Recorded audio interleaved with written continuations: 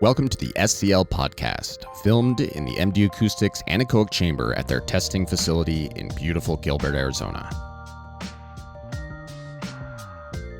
Today we welcome Joseph Luis, a seasoned R&D leader with over 15 years of experience in medical device innovation and acoustic systems. As the senior engineering manager at Medtronic, Joseph leads global teams in developing critical IC testing solutions for Class 3 implantable devices, leveraging his advanced degree in electrical engineering from MIT and acoustics from Penn State. Before his time at Medtronic, Joseph spent over a decade at MERS Aesthetics, leading transducer development, and held engineering roles at JBL Professional and Moog Medical.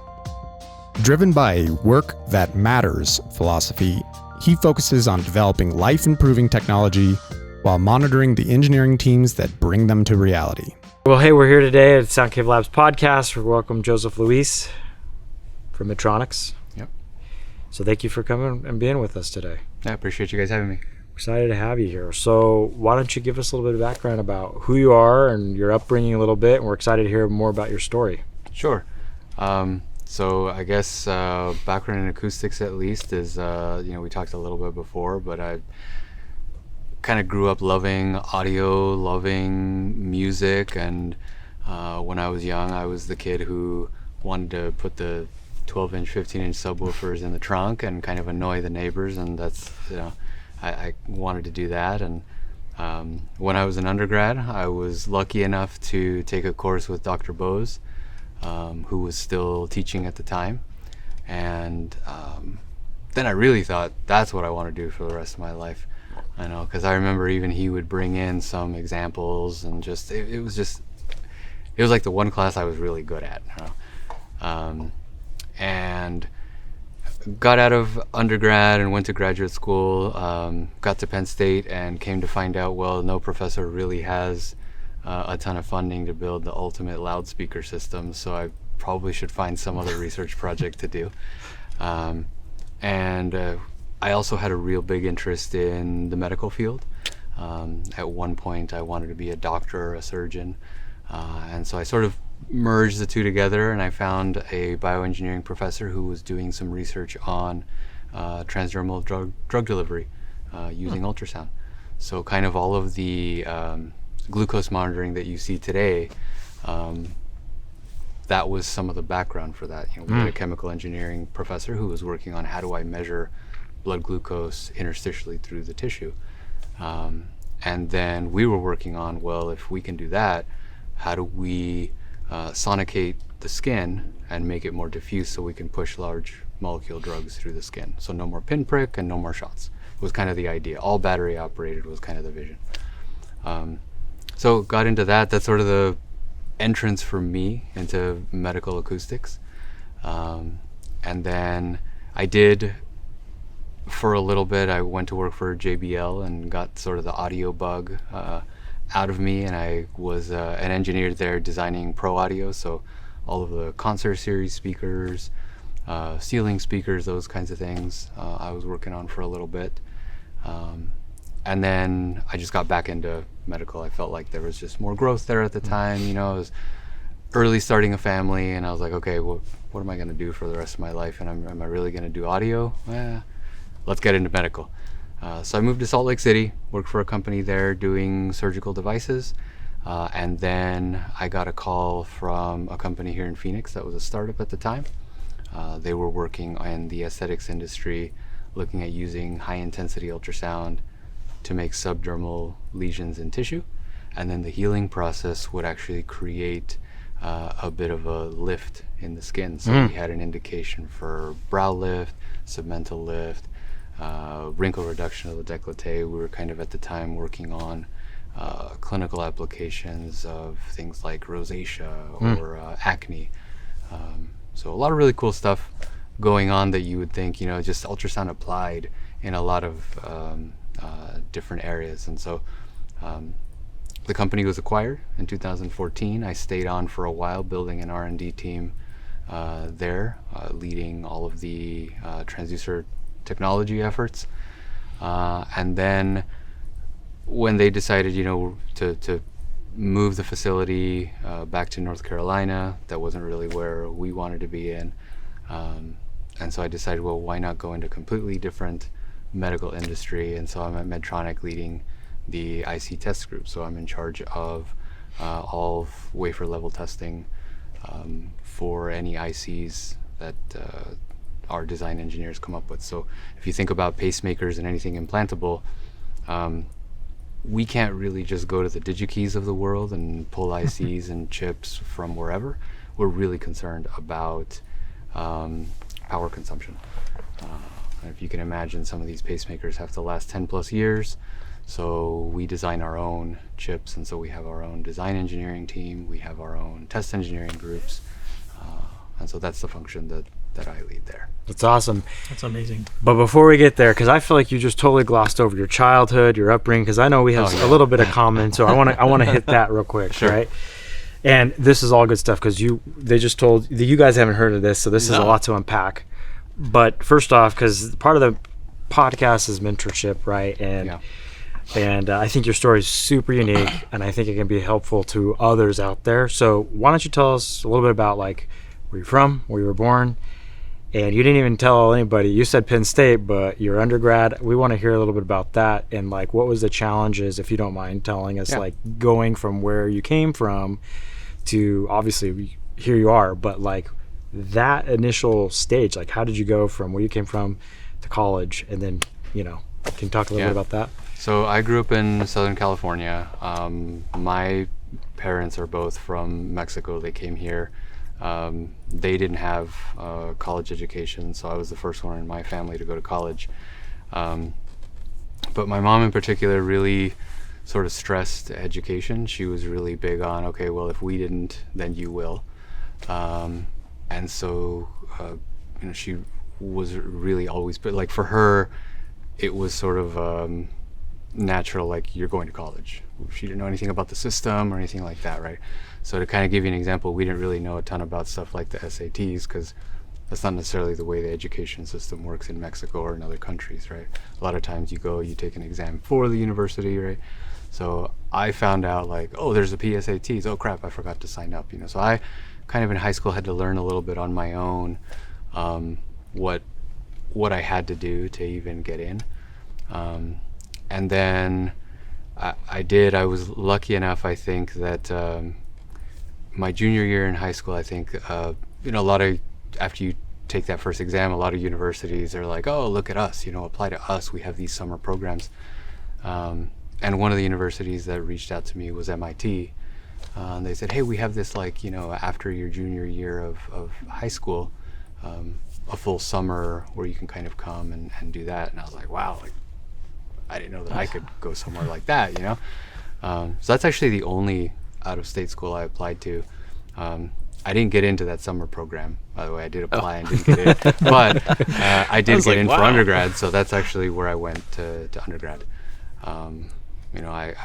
It was a big change for us as a family. Usually for us, it was everybody kind of stays local. Like if you see my family today and go back to Santa Monica where I grew up, everybody lives in the same apartment building, like literally the same apartment building I grew up in that my parents were in since the 1970s.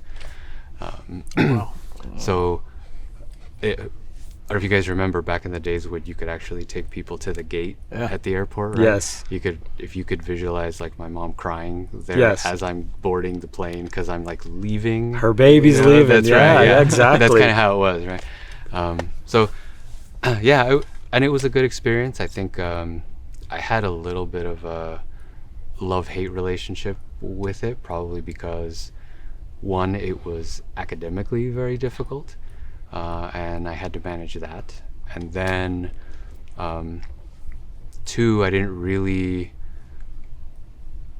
have the background and support of everybody else who had family that knew about the system and had gone to college. I could look at like 2 doors down, somebody whose family maybe went to Harvard or another university. It didn't have to be prestigious, but they had gone through the system. They had been there before, and I didn't really have that. So it was a challenge to go and find my own kind of support and how do I get out of that? So Yeah, I think that, and then that kind of combined with just I wanted to do some kind of acoustics and medical, and I merged that together. And that's awesome because, like, I mean, I think what really impressed me when you told me the story was like you said, like being the first in your family, coming from Santa Monica, and California vibes, right? Yeah. And from the Hispanic culture, which is super obviously really family oriented. Hey, stay close. You broke that.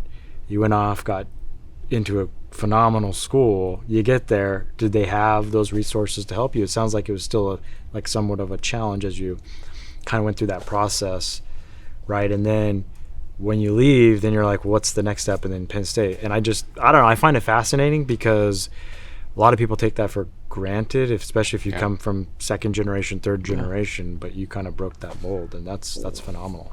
I like that. I was going to actually ask, because you mentioned, to this day, you got your family that all lives in the same apartment building, right?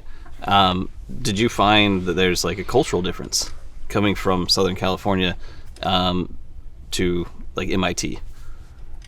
Yeah, I mean, going there was the whole kind of California versus East Coast, right? I mean, they always say that, like, on the East Coast, at least I always heard that they're, like, you go to New York, everybody's really rude, Yeah. I always say, I just find them really honest. Yeah. California is more laid back, right? I mean, there is a different feel. They pop their collars in the East Coast. No, yeah. But, yeah, for sure. I think one of the challenges was just finding my group of people. Yeah. Right. I think it was kind of difficult to fit in. I made really good friends with the people that lived on my floor. I lived in the dorms all 4 years, and so those became really good friendships that helped. But at the end, even them, they came from backgrounds that their families went to school. They had that experience.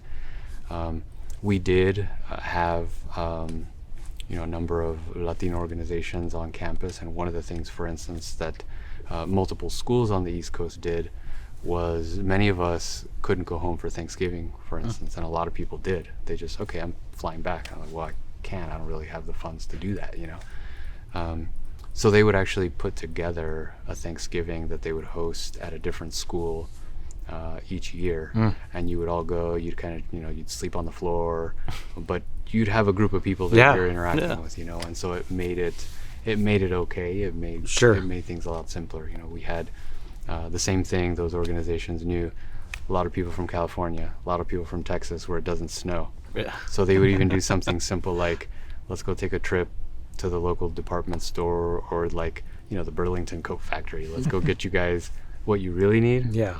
Not like overbuy or things like that, right? Because when you don't know winter, you don't know winter, and these are the little things that'll catch you. It's weird, but those are kind of the things that for me were like, oh, thank you, I didn't know that. Yeah, that's amazing. That's a cool story.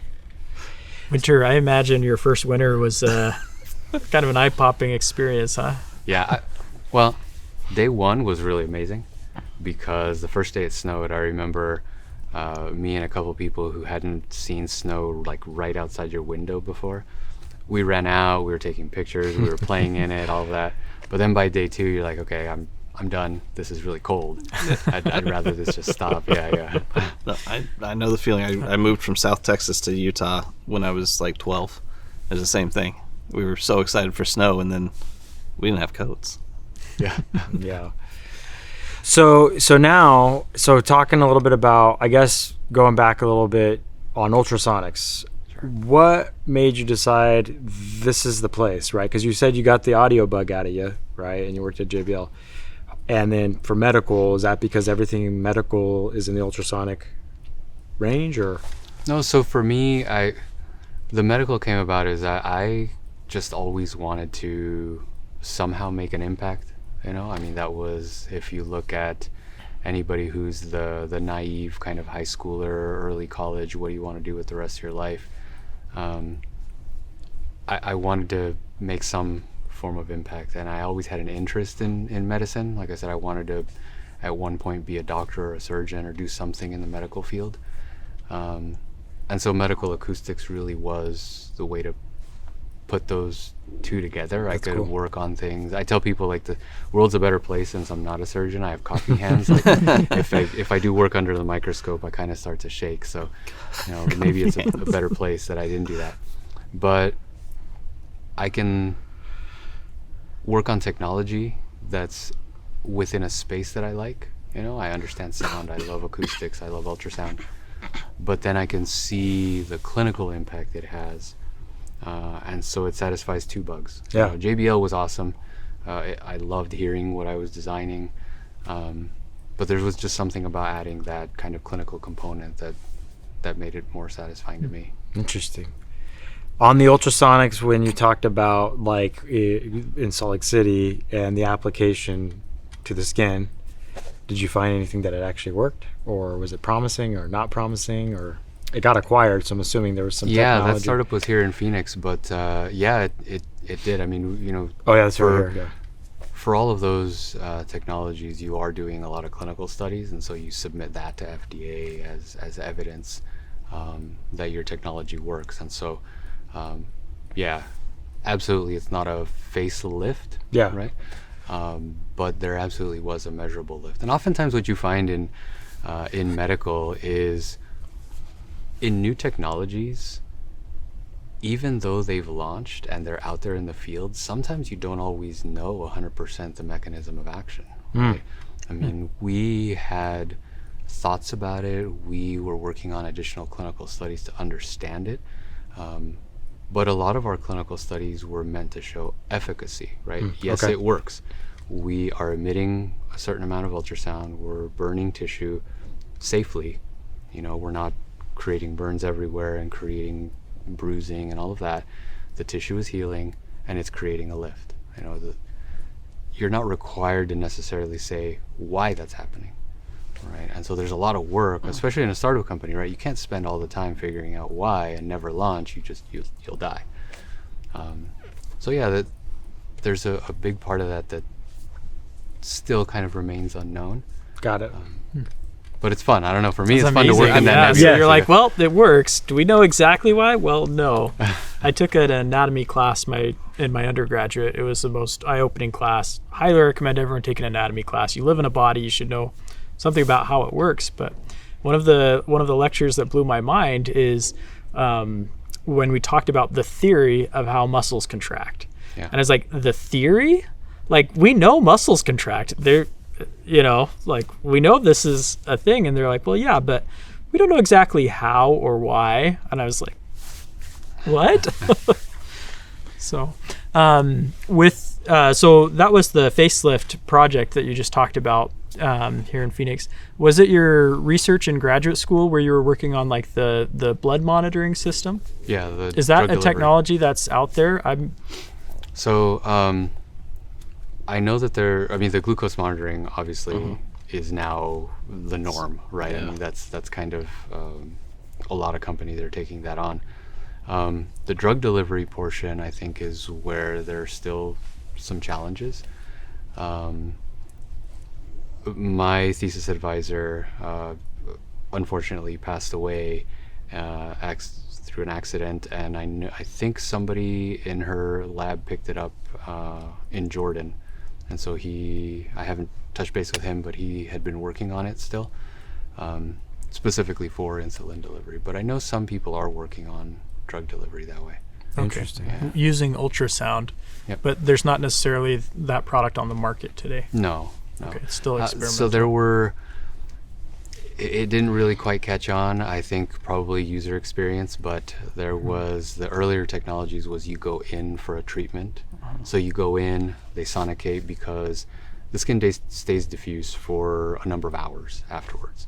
So you could go in for a treatment, and then you can put a patch on top of that has the drug, and that does the equivalent. I see. But you're going in for like a procedure, right? Rather than the ideal is a patch, forget. That's kind of the holy grail. Right. Interesting. So no needles, patch, forget it. It does its delivery that way. Yeah. That's the idea. That's cool. When you said the skin remains diffuse, diffusion is in like absorbing the Yep. medication. Yeah, so the ultrasound, what it does is it disrupts, and again, here's another mechanism of action that's still not 100% known, right? Some say there's a little bit of a thermal effect, there's a little bit of a cavitation effect, but the outer layer of tissue becomes a little bit more diffuse, and that's actually what allows some of the interstitial fluid to diffuse out so that you can measure it. That's how we were doing it at the time. Oh, okay. Now, they actually, if you look at the CGMs today, you'll actually press a button and it delivers a tiny needle that you barely feel that actually goes in, so it's not using any kind of energy-based delivery. But then because we were doing that to monitor interstitial fluid, you could actually diffuse drugs in. So that was kind of the idea. You do kind of both at the same time. So to put you on the spot, maybe you can explain what ultrasound or ultrasonic means, because for the listener, not everybody's in acoustics, let's say, right? Sure. We have that. Can you explain that for us? Yeah, so put simply, just anything above our hearing range, right, which is generally 20 kilohertz. So that's, I know a lot of people, when we say ultrasound, it sounds fancy, but it's not really that fancy. It's just a lot of, and then a lot of tools actually operate above that simply because it's kind of annoying to hear something buzzing in a procedure at 20 kilohertz, right? So for instance, I designed a lot of phaco emulsification devices. These are devices that are used for cataract surgery. They're tools that look like a big pen with a titanium needle that will vibrate ultrasonically.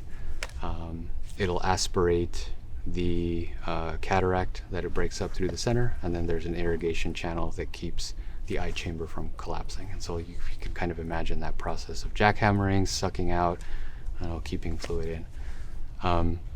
You can design low frequency devices, but there's issues with the patient's awake. So there's a nuisance to the doctor, there's a nuisance to the patient. You also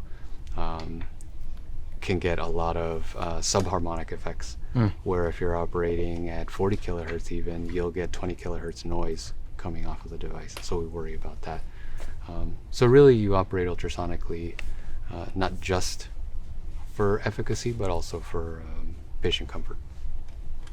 What did you think of that, Samuel? I think that's amazing. This is he went to school to University of Texas and has and dealt with well, I took a biomedical instrumentation class while I was at UT, and and I also took an ultrasonics class. So this is really cool. So not just having your device, the primary frequency that it's driving at, operate above the range of hearing, but any lower frequencies that may come off of it as well as like an effect of whatever's shaking that pen, whatever it's attached to, and any resonances as well. You want that sufficiently high so that it's not just so it's not audible. Annoying. Yeah. Or annoying. That's amazing. And a lot of that too, I mean, I these days, especially early on in my career, I was lucky enough to have mentors who were really big on going and seeing what's happening out in the field. And so before really designing a lot of these phaco devices, we would go see cataract surgeries in the field. Oh, I don't know if I could do that. They're actually not that bad. There's like yeah.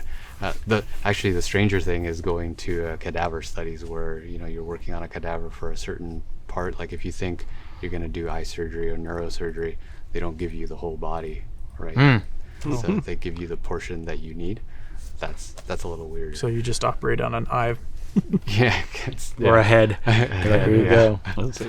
Interesting. So you just said something I think is kind of important, right? Which is you get experience. They encourage you to go witness a surgery or whatever it is so the operator has that experience. So you're not just building and designing something that may or may not be useful. You actually have to witness how it's being used. Yeah. How important is that feedback? I personally think it's critical. I think understanding what the real use case is out there, because we generate as engineers, and our marketing department will generate, right, an IFU, so an instructions for use, that says this is how you should perform the surgery, this is how the tool should be used, this is how you clean it if you need to. And then you go in the field, and when doctors start, that's what they do, but they have the freedom to do things off-label and to do what they need based on their patients, right? So you come to find that a lot of experienced doctors will kind of do whatever they want sometimes.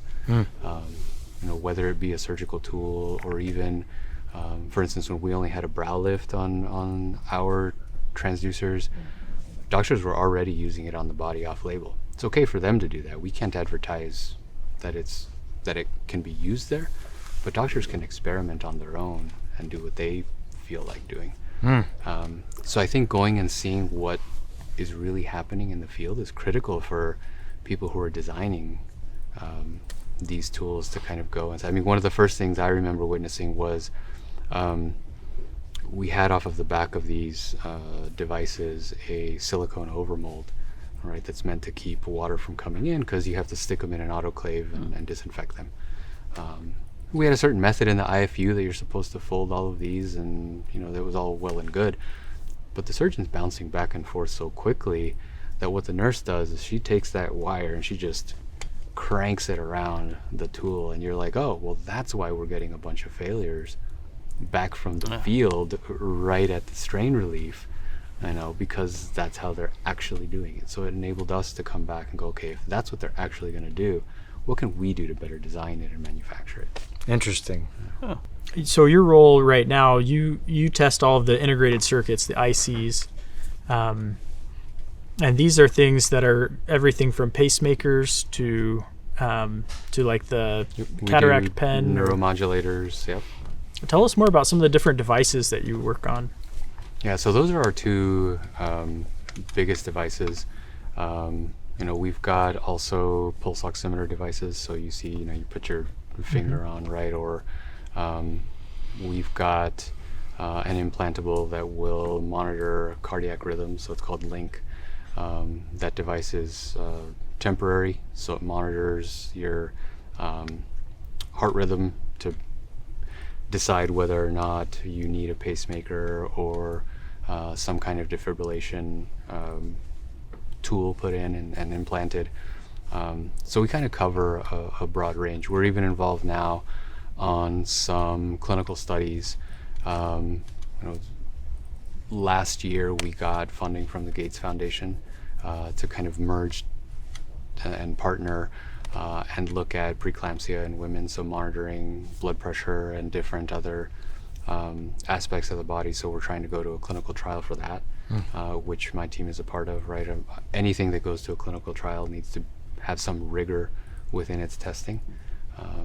So yeah, we kind of run the gamut from clinical studies, maybe never meant to go to product development, things that are in product development have really tight timelines, they have launch dates, and then operations projects that are more, okay, this has been in production for the last 5 years, but wouldn't it be cool if we could save $2 million in scrap? Let's attack that. So we kind of touch all aspects. It's amazing. There's a whole world of noise and vibration just in the human body and all of the devices and things that go along with that. That's amazing. I mostly work in building acoustics, so I'm same principles of wave propagation and sound energy, but just on a different scale and different application. That's amazing. Yeah. You said something earlier about earlier on in your career, some of your mentors were big on you getting that kind of exposure to, hey, how are these devices used in the field? I'd like to hear more about kind of how you got started in the medical acoustics field. How did you find your first mentor? What was kind of your breakout role there? Yeah. So, my graduate work was in medical acoustics, so that was the beginnings of just my interest. But I'll be honest, really, it kind of found me while I was working at JBL. There was a company at the time, the name was Zvex out in Salt Lake City, that had been looking for an ultrasound engineer to design these surgical tools. I think they had been on the search for a year to a year and a half, for somebody. And I remember they came calling, they found me. At the time, it wasn't as easy through LinkedIn. Right now, everybody, there's just kind of the information age. But they found me, and the director of the ultrasonics group, not that it was really big, I mean, it was something like 5 people, right? But he kind of took a chance on me, right? And I'll never forget that, because it was an opportunity to get back into medical for me and to get back into that space. And he was hiring a guy who, well, maybe you have some medical background, but all your stuff is kind of in audio. Your industry experience is in audio. You don't know anything about the FDA. You don't really know a ton of manufacturing. The company at the time, their revenue was really generated from manufacturing. We were a small R&D house, and then we would then manufacture all of those transducers in-house. That was our revenue generation. And so he really just took a chance on me, and I really appreciated that. But that's kind of how I got my start back into medical. Sort of literally, they came after you, recruited you away from the JBL side. Were you in JBL like north? Where were you at? It was in Northridge. Northridge, okay. Yeah. And then you go there, and how you said it was how big was that company? You said it was a startup. So the company was larger. They weren't a startup. They were a spin-off of a company in Salt Lake City that did a lot of defense contracting. But the founders of the company sort of created a 2-part company. The first was ultrasonic level sensors. So if you think of in the medical, whatever you're feeding into a patient, you need to know accurately what the level is. And so they had little ultrasonic sensors that just did a very simple, what your level is. Is there fluid in front or air in front? And then also they looked at pumps. And they got into pumps in part because they also had bubble detectors. So if you look at lines that are also going into the patient, you don't want bubbles forming and going into the patient. They had ultrasonic bubble detectors that they were working on. And that turned into also designing the full-on pump, and they ended up having enteral feeding pumps, ambulatory pumps. And so that kind of became 2 parts of the company. The pump side, and then the ultrasonic side that was designing surgical tools. So we designed phaco emulsification devices, which I was a big part of. We did neurosurgery, so tools that went kind of up the nose and did a lot of emulsification of tissue. We had ultrasonic orthopedic welders that we designed, and then there was even which is now almost... What is an orthopedic welder? So we bone had welder? Yeah, you welding bones together? plastic tacks onto bone. Yeah. Oh. So at the time there were specific locations, and they were metal tools that they would have to weld in. So the doctor had specific spacing that they had to adhere to. With plastic tacks, you could weld that ultrasonically wherever you wanted. So it gave them a little bit more freedom. We dove into... you need to be a doctor. Oh my word. You guys are way out of touch. I know all this stuff. Yeah. Or multiplication of the I was like, I've been sitting here just like I'm fascinated right now on all this. I never thought about it. I thought the coolest though was ultrasound-assisted liposuction. And if you go and Yeah, if you that look sounds awesome. if you look at liposuction right now, it's almost kind of standard of the industry. That's called the Vaser. Yeah. Essentially what it is, I don't know if you've seen the videos, Yep. right? Of Yeah. liposuction. It's The just- the got like doctor's a- up there, Yep. and he or she is like cranking on this thing, Yeah, right? Just going through it, and it's like, brutal. oh my gosh, that's got to be awful. So if you vibrate that long cannula ultrasonically, you can emulsify just that little layer of tissue that's in front of the cannula. And what it does, it creates this nice little glide. Oh. Right. So instead of just like puncturing through that fat and aspirating it out, you can emulsify that tissue and create less damage for the patient, but also less fatigue for the doctor. Yeah. Emulsify. What does emulsify mean? Essentially Liquidate? liquefy. Yeah, liquefy. Liquefy. See, I know smart words. Somebody's got He to. reads books. No, that's pretty cool. Yeah. Wow. So I have one other question, because you're talking about this, and you're talking about all this design, and do you actually measure the ultrasonic portion of this as well? Meaning, like, hey, when you're testing the tool, I'd be curious to know what transducers are you using to measure. Yeah, validate. it depended on what we were working on, right? I mean, A lot of the tools, even if it's an ultrasonic tool that vibrates, you're not really worried about the acoustic radiation so much be very as what direct. your actual displacement is. Okay. So for example, in cataract surgery, one of the things that need to be very consistent is as they press on the pedal that they use to operate the device, there had to be consistent pedal displacement to needle displacement. Okay. Right? Yeah. Because that's what matters. Oftentimes they're under a microscope. They're not always able to see what the tool vibration is. Of course not. Yeah. So you've got to, and then what if they go to the next room and it's a different transducer they're using? It can't be wildly different. Okay, so you have some strict So- tolerances on that. Yep. So that's really what we would measure is we would look at, okay, for a particular, depending on how you're driving it, if you're looking at a voltage driven, current driven, how are we getting, what displacement are we getting based on the inputs to the device? So are you using accelerometers or the voltage or the are you looking at Yep, you could either use accelerometers, we would actually have just a very simple kind of a laser looking at a shadow with a camera that then you just project it on. That was, pretty simplistic, Interesting. but accurate enough for us Cool. in terms of the displacement. Yeah. And then you said you were making a lot of your transducers in-house. Yep. For the transducers.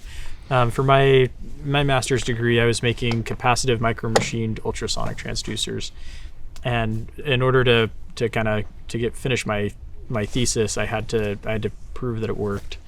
So there I was in the lab, and I've got these two tiny, like the size of your fingernail transducers, and it's like aiming an invisible laser trying to pitch and catch. But that was in air. You're in fluid. Do you guys ever have that kind of issue where you're like, hey, where is it and how much is it moving? I guess you just said you use like a laser and count the movement of the shadow. Yep. Tell us more about that. A lot of our measurement tools for displacement, when we really wanted to get accurate, we did have, what are they called? The Polytech makes them vibrometers. We would use some of those if we really wanted to take a look at what the exact displacement was, or displacement along that needle. But oftentimes it just needed the tip, right? So it was essentially a needle gets put into a small water bath, if you can imagine, just holding your hand like cup size. There's a laser that's hitting that needle tip, and so you're using your adjustments to make sure that tip is hitting just on that needle, and then you have a camera on the other side. Gotcha. Right? And so that shadow you can look at that on a TV screen and take a look at what the displacement is. Does heat obviously comes into play because you don't want to make burns like you were saying, or does that change like the frequency then, how much heat's coming off this, and that's how you decide, okay, hey, we got to lower the amount, or how does that work? Heat isn't such an issue because Okay. you're in a fluid bath, Okay. and so a lot of the heat is just dissipated out, and so you have this constant irrigation, at least in those tools that are going on. What mattered more there was out of plane motion. So depending on what you were designing, a lot of times we wanted, if you can imagine a jackhammer motion, you wanted strictly up and down, right? If at the same time you were getting transverse motion, you'd start getting this kind of wobbling, and then that was no good, right? Because then the doctor is going in thinking he's just jackhammering at tissue, but he's also doing this. So we, depending on the customer's needs, would have specifications for how much out of plane motion we could produce. So in your career, would you say, like, obviously you've learned a lot, obviously beyond just the acoustics or the vibration, it's like also material science, right? I mean, it sounds like you've got to know a lot about a lot, but you didn't know this in college. So a lot of this is as you're going through and talking to other mentors, but like how, is that safe to assume, like there's just a lot of like research on your own, understanding what these materials do and how to build something that doesn't do what you're saying, right? And keeping it. Yeah, for sure. So my background by training is electrical engineering, all right? But I tell people I'm absolutely not an electrical engineer anymore, right? I mean, getting into ultrasound and getting into acoustics, I did have to become a little bit of jack of all trades, right? You're looking at mechanical motion, so you have to do a little mechanical engineering. In some cases, you might be looking at sound radiation if you're looking at high intensity ultrasound or medical imaging, so you become a little bit of a physicist. We had problems with in manufacturing in one transducer that was in a water bath, and for some reason, we had imaging on it, and over time it was getting cloudy, and we were getting some kind of debris in there. Come to find out there was some sort of chemical reaction that was going on in there. So you become a little bit chemist, Interesting. So you may not be 100% expert in one thing, but you start to really be good at being jack of all trades. That's cool. Yeah. So for Medtronics, because you talked a little bit about that, can you just tell us how big they are? Kind of give us some scale there for those that don't. I mean, I've heard of the company. I know people who work there. So to give you an idea, they are about a 90,000 plus employee company. They're global. We've got here in Tempe, we do have manufacturing of ICs, and then we also manufacture overseas as well. So the Tempe plant is primarily manufacturing, but we do have a small product development team that takes a look at product development within IC design. And then my group falls within that in test engineering. We also fall under the kind of product development umbrella. And then do you build your IC chips here too then? Did you say manufacturing? Yep. So you manufacture your chips, so you guys have like clean rooms and... We do have clean rooms, yeah. Okay. Yep. Cool. So we'll get the wafer from the foundry, right? We'll test that. Depending on what we're going to do with it, we will separate that out and create hybrid components. Again, sometimes we ship it out then to create stacked components. The device level, though, is generally done overseas somewhere. Okay. So what's the future in terms of ultrasonics? Do you have any insight on that? Like something that's exciting, or that you can share with us, or? Yeah, I mean, or where you'd like to see it go? I've been super excited about non-invasive technology. I've always been thrilled to see that kind of stuff happen.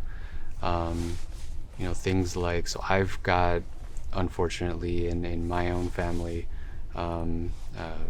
breast cancer history, and so seeing applications of high intensity ultrasound within that space really fascinates me. If you look maybe a couple of years ago, I think a company, Histosonics, was able to get FDA clearance here in the US treating liver tumors. And so that's been huge. I mean, things like lithotripsy have been around for quite some time, and a lot of people are working on a lot of non-invasive technologies for ultrasound. And I think the technology hasn't been so understood, and not a lot of people have gotten into it like other technologies. But as it's making waves, I feel like there's more noise around it. Pun intended. And there's just people are looking at it like, oh, you can deliver like therapy. Everybody thinks ultrasound and they go, I'm going to go get an image. Yeah. Yes, that's true. But I tell people, if you take that same thing and you focus it and you turn up the sound, you'll liquefy the tissue and you'll do nothing to the surface in some cases, right? So if you can control that, I mean, people have been working on getting into the brain too. The skull was a big challenge. And now people have resolved that. We can emit high energy pulses into the brain of ultrasound, and it's like that used to be unheard of back in the day. So I think those technologies really excite me in seeing the clinical outcomes. That's cool. Oh, so it's just getting started. Yeah, very much so, I think. Amazing. Yeah, it's a challenge here in the U.S. There are a lot of hurdles that you have to go through in order to get into a clinical study. Rightfully so, right? You don't want to touch patients and injure them, but sometimes it feels limiting. But FDA is creating has created new areas and processes where new technologies can kind of not cut in line, but not go through the standard process. They realize, okay, there are technologies that are at the forefront that are new. We have to have a different process for them. So if you could go back to your younger self and tell yourself some advice, what would it be through your journey? Or to the young college kid who's struggling out there or trying to find a mentor? I think probably networking is a really big thing, and I don't think I did that well. Along the lines of the challenges of going to school. So I have a son in college right now, and one of the things I tell him, he's studying mechanical engineering at Penn State, and I tell him, don't really worry as much about the school you're going to, how prestigious it is. You know, these days everything is even online. Like MIT has open courseware. You could take every class online if you wanted to, from lectures to problem sets to exams. But one of the things that I didn't do well is connect with people in industry, right? I went to a really prestigious school. I should have been rubbing elbows with a bunch of Nobel laureates, right? That's what I should have been doing as an undergrad, is going and talking to them and learning from them. But I kind of put my head down and did as well as I could in all of my coursework, you know. And I got a great education. It was good. But I think that's one of the things, if you're up and coming, that I would suggest is really focus on, yes, you're there to learn how to learn whatever you're studying, but really connect with people who have done it for a long time, because there's a lot of learnings to be had. You know, if you're studying engineering, psychology, whatever it is, find out what they've learned about their industry and just tie yourself to them, whether it's an opportunity for research, whether it's just conversations. I think, you know, those are the things that I'm telling my son now, like, go do that. You know, he had an interest in psychology, and I was like, talk to him, talk to that professor. And he has, and he's built a relationship around that. And Cool. you know, I think those are things that's great advice. that can be helpful. Well, thank you for coming today, and we appreciate your time. Yeah, thank you for having me. It's been fun. Yeah.